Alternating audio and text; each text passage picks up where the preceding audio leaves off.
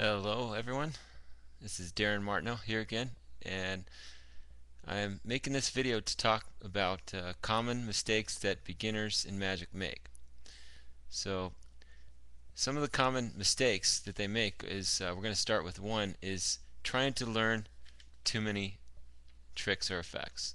So I have here a copy of Royal Road to Card Magic, which was written in 1951 by Gene Hugard and Frederick Browie. And in the preface, I'm going to read to you a quote. Many years ago, David Devant, the great English conjurer, was approached by an acquaintance new to sleight of hand with cards. "Mr. Devant," said the young man, "I know 300 tricks with cards. How many do you know?" Devant glanced at the youth quizzically. "I should say," the magician responded drearily, "that I know about 8." Devant was making a point which all professional magicians are familiar. To perform card tricks entertainingly, you must not only know how the tricks are done, but how to do them. There is a vast difference between the two, and if proof were needed, one need only watch the same feat performed by a novice by an expert card conjurer. Okay, so that right there is one of the good points. Trying to learn too many effects is one of the primarily problems. So some people will, recommend certain amounts, but my recommendation is that you start off by learning one effect properly, but you need to perform more than one effect. So have about 5 and then work your way up to 8, but it's not a set number. I mean, you want to have, things go good in threes, so you want to have, like, I would say about 3 different sets so you can switch them out. So you want to have about 9 effects when you're working professionally.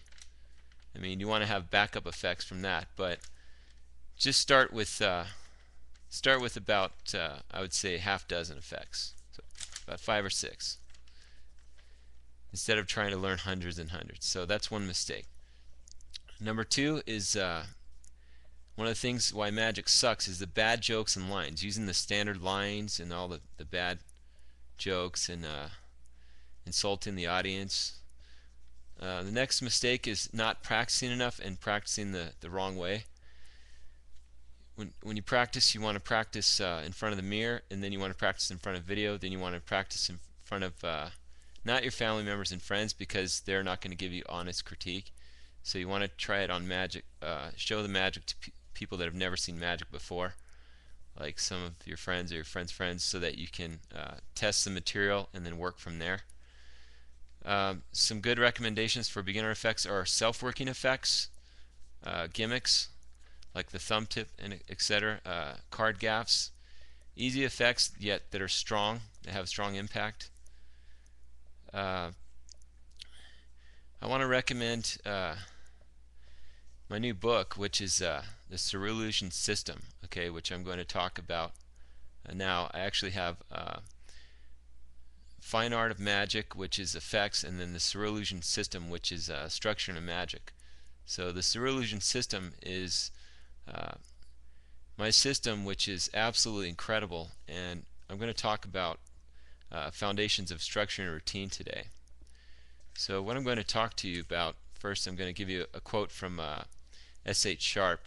This is, "All art is based on illusion. Surely then magic, symbolizing as it does the unknown and invisible and superhuman, is nearer the divine than any other art, and has the power of lifting people's minds beyond mundane affairs, helping them to realize that there are forces at work in the universe beyond the ken of man, if its exponents so wish." Okay, the philosophy of Cerulean is not based on the real or the unreal, but on the gray mystery that is in between. Not facts or science or fiction or art, but a hybrid. Many people think that magic is faked, and many people expose magic techniques, but they make a mistake and miss the point of what magic is all about. Magic is about mystery and entertainment. Magic is illusion, but the experience and interaction is real. Okay, so what I'm going to talk about now is I'm going to talk about some of the foundations of structure and routine. I'm going to read to you some excerpts from my book to show you how powerful this is. Okay, some of the primary elements of structure and routine is you want to have organization of pocket placement and props, and whether they're set up and or impromptu. You want to have a resetability of props. You want to think about pacing and tempo, and the use of pauses in your actions and or speech and script. Use of surprise, use of suspense, consistency in premise, theme, character, and script. Now, within the premise, you have three premises. One, you have the primary plot, which we've gone over before. You have 7 primary plots, but you have, in my 10 master keys, I have the mystery premise. Okay, that's the magical premise, so the magical effect. Then you have the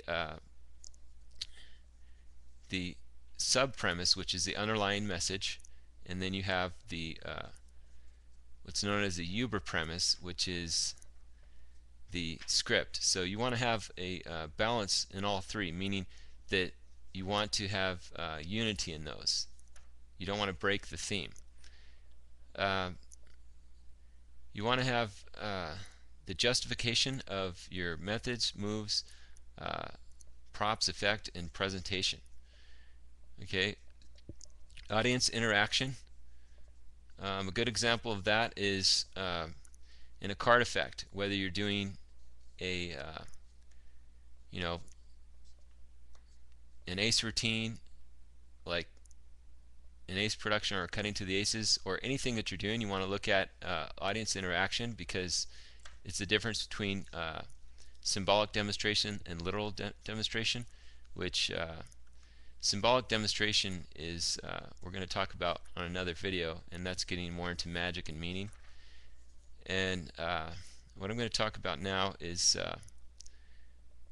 what's known as breathing space, which is known as by directors, and that is a texture and variety. So if you're doing a lot of just action, then you want to mix it up with some script to keep it interesting. Pragmatic and angle-proof, foolproof methods, and conviction of psychology.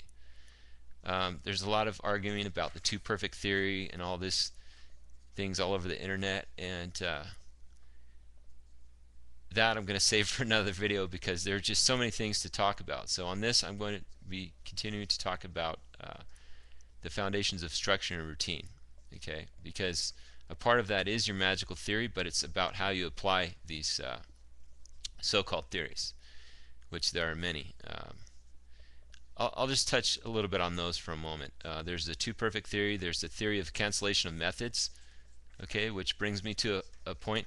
One of the things about your magic is that I see a lot of people do is they'll do a really strong effect and they'll follow it with a weak one. You don't want to do that. You want your magic to progressively build. Each thing that you do, you want it to be stronger or more interesting or more impossible than the last thing that you did. So that is directly in proportion to the theory of cancellation of methods, and that would be if you did a sleight of hand effect, then you want to follow it. Now the audience would be burning you, therefore they'd be watching you more closely, so you want to hit them with a self-working methodology effect. So you have the theory of contradiction, you have anticlimactic. That would be one example of that is if a magician does a sword through box, then he opens the box and the girl's gone. Obviously she didn't get hurt because she wasn't there. So another example of that is when magicians do like an ace assembly, where at the end of the aces are supposed to end up in one pile, the kings are there, so it's like it's anticlimactic. So you want to stay away from that. And that has to do with direct effects and clear-cut plots. Now you have the point of indication, which are tells. So economy of motion, conditioning, dissimulation, all of these things tie into what I'm talking about, which has to do with structure of your magic. You want to have a balance of the three premise along with the three pillars, which is effect, method, and presentation. Balance of the 7 plots, meaning you want to do a variety of effects, and you want to keep a variety in the 10 master keys as well. So what I'm going to talk about now is I'm going to talk about where you look when you do your magic, because a lot of things